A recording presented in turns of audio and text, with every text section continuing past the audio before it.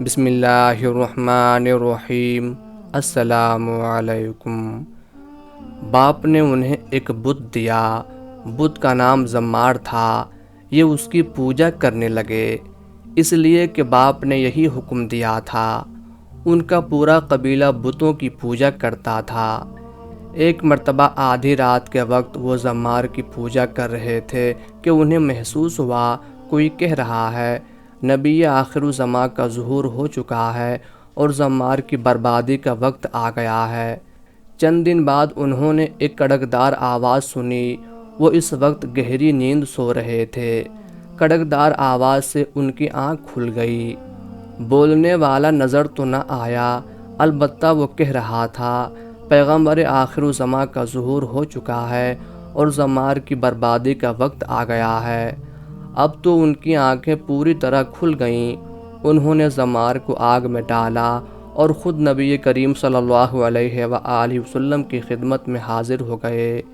آپ کے دست مبارک پر اسلام قبول کیا۔ ان کا نام حضرت عباس بن مرداس رضی اللہ تعالی عنہ تھا۔ یہ مشہور صحابیہ حضرت خنسہ رضی اللہ تعالی عنہا شاعرہ کے سوتیلے بیٹے تھے۔ حضرت خنسہ رضی اللہ تعالی عنہا عرب کی مشہور شاعرہ تھیں۔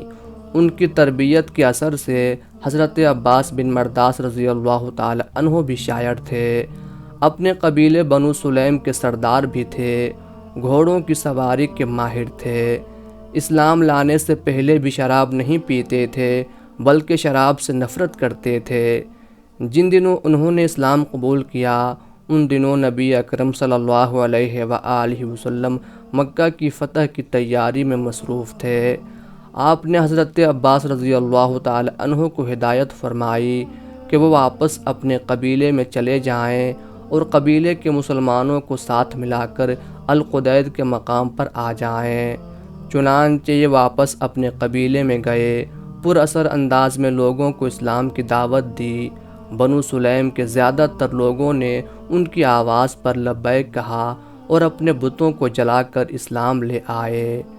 حضرت عباس رضی اللہ تعالی عنہ کی بیوی بنت ضحاک نے اسلام قبول نہ کیا، الٹا ان کے اسلام لانے پر سخت ناراض ہوئی، انہیں برا بھلا کہہ کر اپنے خاندان والوں میں چلی گئی۔ حضرت عباس رضی اللہ تعالی عنہ نے حضور نبی کریم صلی اللہ علیہ وآلہ وسلم سے کیا ہوا وعدہ پورا کیا اور رمضان 8 ہجری یعنی فتح مکہ کے موقع پر اپنے قبیلے کے 900 مسلح بہادر سواروں کے ساتھ القدید کے مقام پر آپ صلی اللہ علیہ وآلہ وسلم کی خدمت میں پہنچ گئے۔ مکہ میں داخلے کے وقت آپ رضی اللہ تعالی عنہ نبی کریم صلی اللہ علیہ وآلہ وسلم کے ساتھ تھے۔ اس طرح وہ ان 10,000 نفوس میں شامل ہو گئے جن کے بارے میں سینکڑوں سال پہلے آسمانی کتاب تورات میں یہ پیشگوئی کی گئی تھی کہ آپ صلی اللہ علیہ وآلہ وسلم 10,000 قدسیوں کے ساتھ کوہ فاران سے جلوہ گر ہوں گے۔ اس موقع پر حضرت عباس رضی اللہ تعالی عنہ نے اپنی شاعری کا نمونہ پیش کیا، ایک قصیدہ کہا جس میں اس فتح پر حد درجے خوشی کا اظہار کیا گیا تھا۔ فتح مکہ کے بعد حضرت عباس بن مرداس رضی اللہ تعالی عنہ نے غزوہ حنین اور غزوہ اوطاس میں شرکت کی۔ انہیں مال غنیمت میں سے آپ صلی اللہ علیہ وآلہ وسلم نے حصہ عطا فرمایا۔ غزوہ طائف میں بھی وہ آپ صلی اللہ علیہ وآلہ وسلم کے ساتھ تھے۔ مورخ ابن ہشام کا بیان ہے کہ حضرت عباس رضی اللہ تعالی عنہ ہر لڑائی میں فتح پر پرجوش قصیدہ کہتے تھے۔ 10 ہجری میں حجۃ الوداع کے موقع پر بھی حضرت عباس رضی اللہ تعالی عنہ آپ صلی اللہ علیہ وآلہ وسلم کے ساتھ تھے۔ حضرت عباس بن مرداس رضی اللہ تعالی عنہ سے روایت ہے کہ رسول اللہ صلی اللہ علیہ وآلہ وسلم نے وقوف عرفات میں اپنی امت کی مغفرت کے لیے دعا فرمائی تو قبولیت کا جواب آیا کہ میں نے حقوق العباد کے سوا باقی سب گناہ معاف کر دیے کیونکہ میں اس سے مظلوم کا حق لوں گا۔ آپ صلی اللہ علیہ وآلہ وسلم نے عرض کیا، اے اللہ، اگر آپ چاہیں تو مظلوم کو جنت عطا کر دیں اور ظالم کو بخش دیں، لیکن اس قیام میں آپ کی دعا قبول نہ ہوئی۔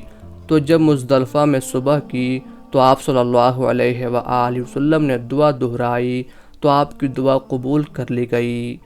راوی بیان کرتے ہیں رسول اللہ صلی اللہ علیہ وآلہ وسلم ہنسے یا تبسم فرمایا تو حضرت ابوبکر صدیق رضی اللہ تعالی عنہ اور حضرت عمر رضی اللہ تعالی عنہ نے عرض کیا، میرے والدین آپ پر قربان ہوں، یہ تو ایسا وقت ہے کہ اس وقت آپ ہنسا نہیں کرتے تھے، آپ کو کس چیز نے ہنسایا؟ اللہ تعالیٰ آپ کو خوش و خرم رکھے۔ آپ صلی اللہ علیہ وآلہ وسلم نے فرمایا، اللہ کے دشمن ابلیس کو جب پتہ چلا کہ اللہ تبارک و تعالیٰ نے میری دعا قبول فرما کر میری امت کو بخش دیا ہے تو وہ اپنے سر میں مٹی ڈالنے لگا اور تباہی و ہلاکت کو پکارنے لگا۔ جب میں نے اس کی بے صبری دیکھی تو مجھے ہنسی آ گئی۔ حضرت عبداللہ بن مرداس رضی اللہ تعالی عنہ کی وفات کا سال معلوم نہیں ہو سکا۔ مورخوں نے اس بارے میں کوئی وضاحت نہیں کی، بس اتنا ضرور معلوم ہوا ہے کہ وہ حضرت عمر رضی اللہ تعالی عنہ کے دور تک زندہ تھے۔ ابن سعد کا بیان ہے کہ وہ بصرہ کے قریب آباد ہو گئے تھے، وہاں سے اکثر بصرہ میں آتے رہتے تھے، وہاں کے لوگ ان سے احادیث سنا کرتے تھے۔ اللہ ان سے راضی ہو، آمین یا رب العالمین۔